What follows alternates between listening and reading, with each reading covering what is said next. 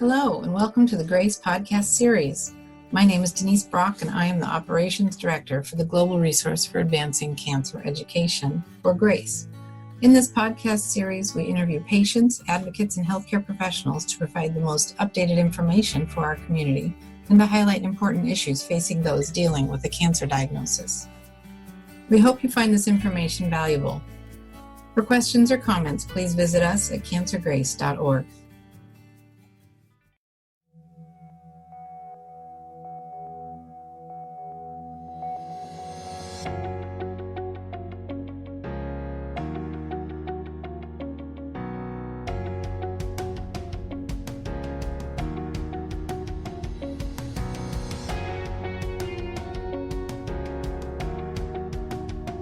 Hello and welcome everyone.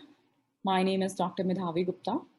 Today we'll be talking about treatment options in metastatic triple-negative breast cancer. Before we talk about the specific treatment options, let's talk a little bit about triple-negative breast cancer. So in today's time, the way we define triple-negative breast cancer is based on what it is not rather than what it is. In the world of breast cancer, we test all the tumors for three specific receptors: estrogen receptor, progesterone receptor, and HER2 receptor. So triple-negative breast cancers lack expression of any of these receptors. They account for approximately 15% of all breast cancers. They are more common in younger women, especially women less than 40 years of age, African American women, and patients who have BRCA mutations, especially BRCA1 mutation.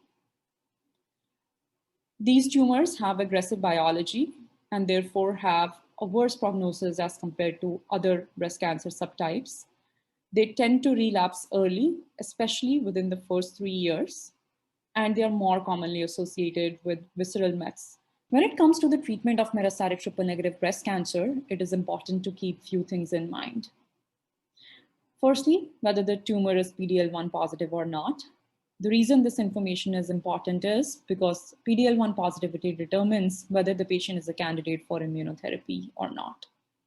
Secondly, we see whether the patients have either germline BRCA1 or BRCA2 mutations, because if the patients have either of those two mutations, they could get a class of drugs called as PARP inhibitors. Thirdly, if the patients previously had localized triple-negative breast cancer, it is important to see what were the previous lines of therapies that the patients got, because that will determine the treatment in the metastatic setting. Last but not the least, we see what is the functional status of the patient, because that can help us in estimating what therapies the patients can handle or not.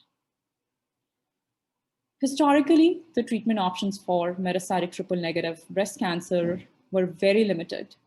But in the last few years, we saw addition of several new drugs. To talk about those agents, we have a very special guest today, Dr. Aditya Bardai. Dr. Bardai is a breast medical oncologist at Massachusetts General Hospital. He is also an assistant professor with the Harvard Medical School. Dr. Bardai, thank you for joining us today. Thank you for having me. So let's move on to the next class of drugs that are targeted agents. So the class of drugs we're going to talk about are called as PARP inhibitors. So this is an interesting class of drugs. So what happens is whenever there is any break in the DNA, PARP is a very important enzyme that comes at the site of DNA damage. It recruits the proteins that are needed to repair the DNA and does its job. However, in the presence of PARP inhibitors, PARP is not able to repair the DNA, and that leads to cell death. So one of the first PARP inhibitors that was approved was olaparib. It was approved in January 2018 for patients who had germline BRCA mutations and had received previous lines of therapy. The trial that led to its approval is called as Olympia trial. Dr. Bardai, could you please talk about this trial? Yeah, the Olympia trial was an important trial that looked at PARP inhibitor olaparib, and this was important because before Olympia trial, there was another trial which evaluated inaparib, which was essentially a negative trial. And there was a lot of concern whether PARP inhibitors would eventually see the light of day for patients with breast cancer. Olympia trial convincingly showed that the use of olaparib is associated with improvement in progression-free survival. So let's review the trial design. It was for patients with locally advanced or metastatic HER2-negative breast cancer.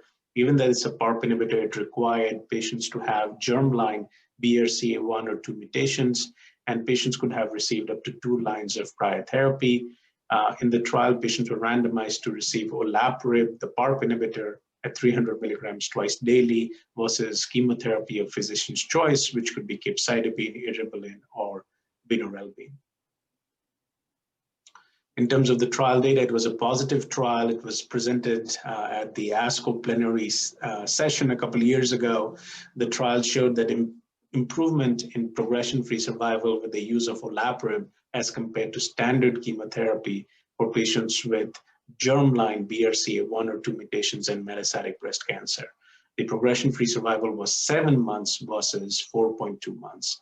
And one thing to note is that the chemotherapy backbone did not include a platinum, so we don't have data how a PARP inhibitor does as compared to platinum, which tends to have activity in patients with germline BRCA1 or 2 mutations. But at least as compared to other chemotherapy agents, PARP inhibitor olaparib was clearly found to be superior, and this led to the approval of olaparib.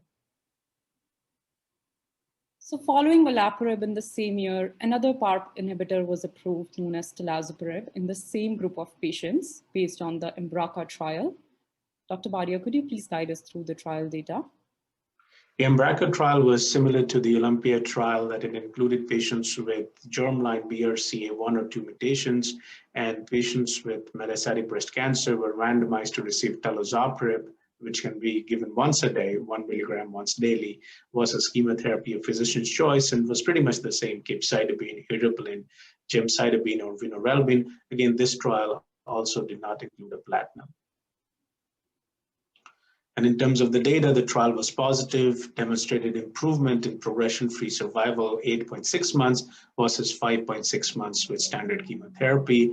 And this led to the approval of talazoparib for patients with germline BRCA1, 2 mutations and metastatic breast cancer.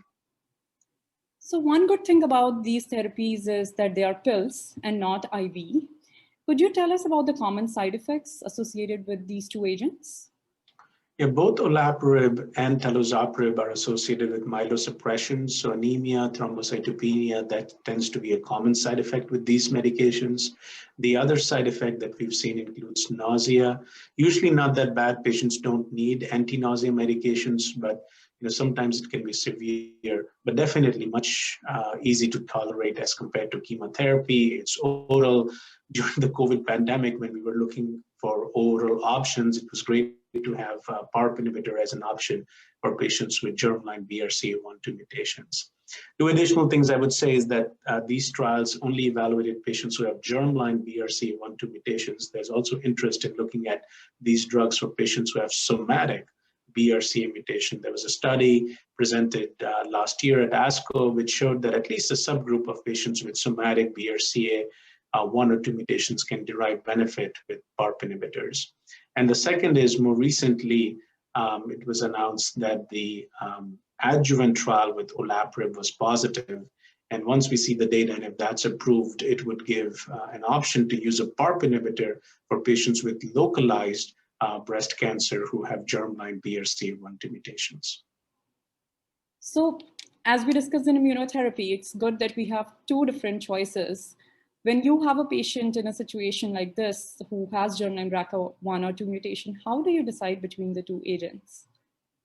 It's good to have options. These are both drugs that are very effective. Minor difference: one is twice a day, one is once a day. And now with potential approval of adjuvant olaparib, and given all the data we have with olaparib, probably olaparib would be the first choice. But if someone has received olaparib, say in the adjuvant setting, and down the road has metastatic disease, then it's reasonable to switch from one agent to the other. There are also insurance considerations. If the copay is higher with one as opposed to the other, that could also factor into the decision making. But pretty much these drugs are very similar, and I would feel comfortable with the use of either olaparib or talazoparib. Are there any patients in your clinic in whom you consider using these agents as a first-line treatment as a frontline therapy as opposed to subsequent lines of therapy? Yeah, sometimes patients who have PD-L1 negative metastatic triple negative breast cancer who prefer oral therapy, I would consider PARP inhibitor even as first line. But for PD-L1 positive metastatic triple negative breast cancer, I generally tend to use immunotherapy because that's also associated with improvement in overall survival. And multiple studies have shown that immunotherapy tends to work better in earlier lines than later lines. But outside of that, if a patient is interested in a PARP inhibitor, I would certainly consider that.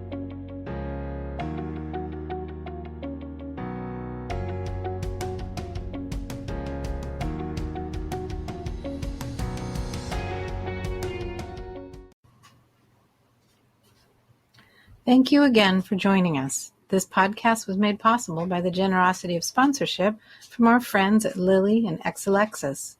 Please like and follow us on Facebook and Twitter. Send us feedback, share your story, donate, and visit us for more information at cancergrace.org. Thank you for listening.